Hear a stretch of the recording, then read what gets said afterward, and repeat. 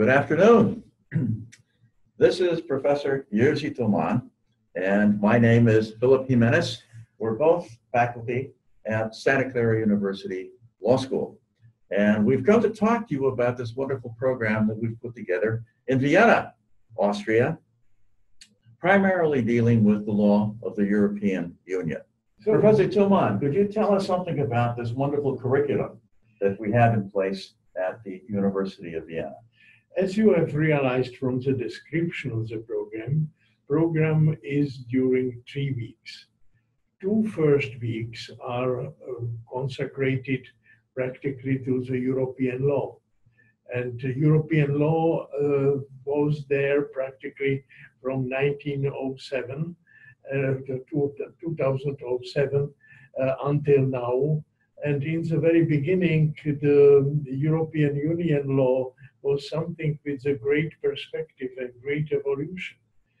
But as you realized during the last months, we have a little problems with the evolution of the European Union law. So it is probably one reason more to learn more about it. European Union law will be presented to you by the professors of the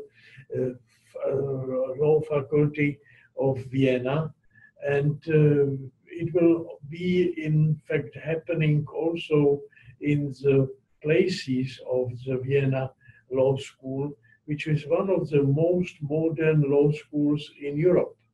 It was constructed, I think, on the example of the law school which we have here in Santa Clara. But it is something which is usually happening on the 4th floor, on the room number 4, and you have professors from the law school of Vienna presenting different parts. The most important man who is running this program is Siegfried Fiener, who is teaching European Union law in the law school of Vienna, but he also associated to this program some other professors who are dealing with different aspects of the European Union law.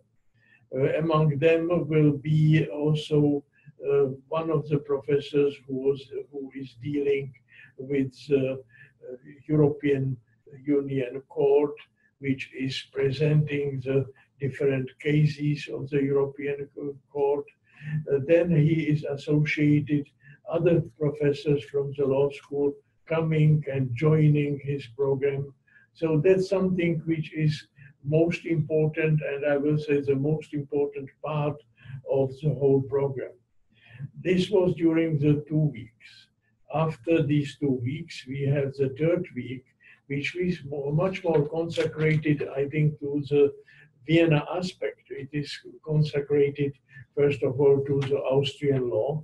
You will have one professor of the law school of Professor Rahm from Vienna, who will be presenting Austrian law in toto, as much as possible that you have some information about the law in Austria.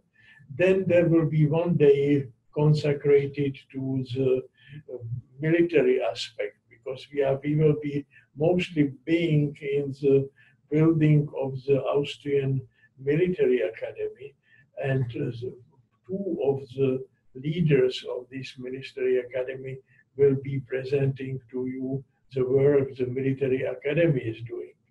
And probably the most attractive is the 3rd day,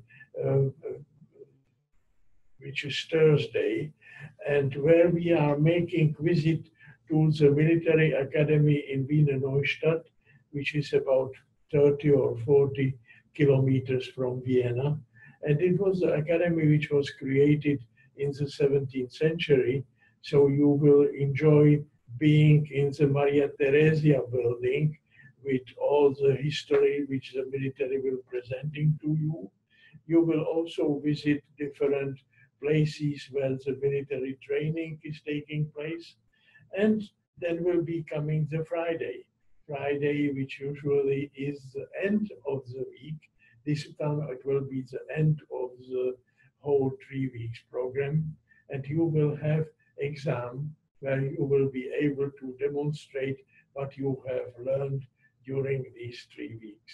This will be the end of the operation, and then the Professor Jimenez, who is in charge of this program, will give the grades, and as I know him, he will give very good grades. So you have not to have troubles with the final day of the academy.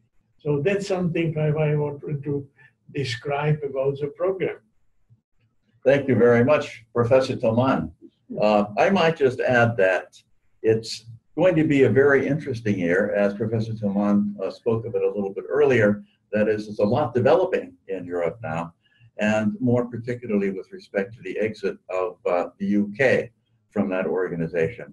And as you can imagine, there'll be some interesting consequences that will flow from Brexit. And we'll have a number of experts that can talk a little bit about that to us and talk about these consequences and how important it is to outside investors, and more particularly to investors from the United States. One thing I wanted to say was that at the end of the academic part of the program, of course, there'll be an opportunity for what we call externships. This will be 4 weeks of externship at law firms in Vienna, as well as law firms that have been accepting our students for the last few years in Budapest. These are law firms who deal principally with international matters, international commerce, etc. And I would expect that a number of you would find that very, very interesting experience for you.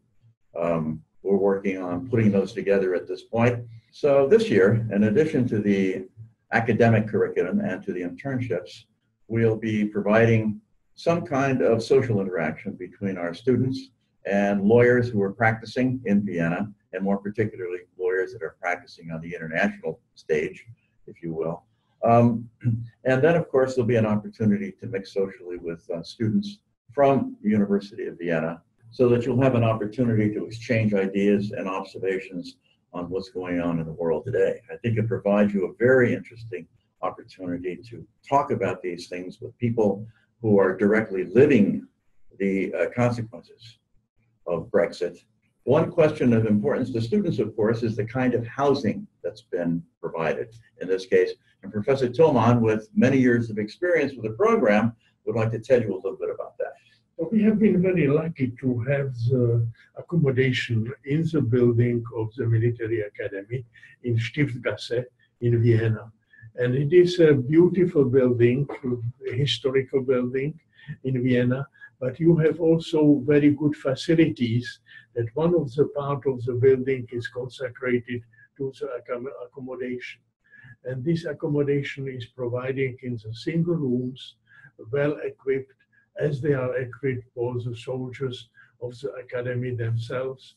And then you have also possibility to use the cafeteria, which is on the ground floor of the academy, where you can have the simple meal. You can start with the breakfast, it can continue with the lunch and with the dinner, and it is very inexpensive, because you are living in the building of the military academy, and the military academy is not providing soldiers with much money, so they have the meals which are probably half or even a third of the price which you will find outside that building. Oh, that's very, very useful thing. If you have some invitees, you can also go to the officers' mess, where you can have a little bit more sophisticated choice of the meat, and this is also something which is very convenient. The advantage of this military academy is that it is in the very middle of Vienna. It is close to the shopping center, it is close to the museums, which are also just behind there. So that's something which is very close also to the main street, main shopping street, which is Maria Hilfestraße, very close to this place. So as far as concerns the academy military facilities, I will very much recommend it to you, and it is one of the highlights of our program. In addition, of course, to the wonderful meals that you can have at the military academy, of course, Vienna is known for wonderful restaurants, wonderful Wiener Schnitzel, but you do have to watch it because, of course, it's easy to overindulge. The other thing that's very nice about Vienna, of course, is its location. From Vienna, it's very easy to travel to any number of wonderful European capitals. Not very far to Prague, I understand, if you wanted to visit Czech Republic or other wonderful cities like Munich. Let's talk just a little bit, Professor Toman, about the class schedule so that the students will have an idea of what their commitment time-wise would be on a daily basis. So the program is usually organized in the way that we are starting about 9 o'clock in the morning, and it is going till 12 or 1 o'clock in the afternoon. And then you have usually time also to not only to study, because this is one of the first objectives which we have, but you have also the possibility to visit Vienna. And I think it is something which is very important. What are the visits which we have in Vienna? So one of the places where you will go will be the Supreme Court of Vienna. So you will have occasion to visit the parliament. You will have also occasion to meet one of the judges of the Supreme Court who is doing these presentations about the judicial system in Austria for many years for us. Then you will be, and I think it is something important to underline, you will be in the most attractive European town which we have. Vienna is the most attractive historical place, and it is a place where you will have occasion to visit famous Hofburg, which was headquarters of the leaders of the emperor of Austria. And if you are very lucky, you can eventually also have occasion to meet somebody from the imperial family who is there in Austria. And it is mostly Karl von Habsburg, who visited several times our law school here in Santa Clara, and who will be delighted to take you to one of the coffee places of Vienna, where you can talk with him about the present situation and about the past situation, about the work he is accomplishing, for example, for the protection of cultural property, which is his present role.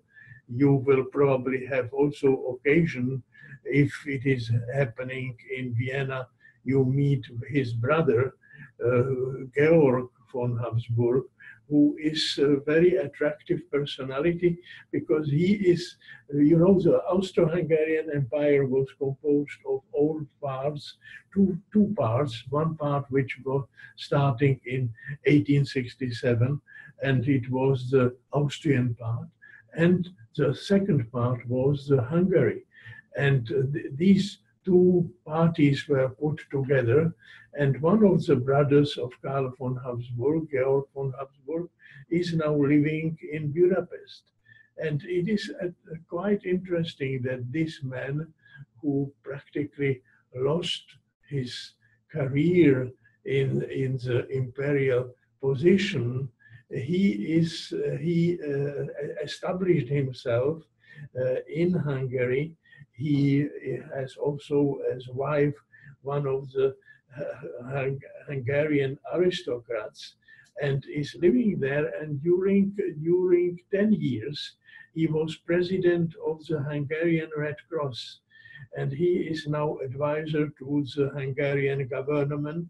He is probably even involved very much in what is going on in Hungary now, because as you know, Hungarian government is making some new orientations. So that will be also quite interesting for you to meet these people who represent the history of the Austria.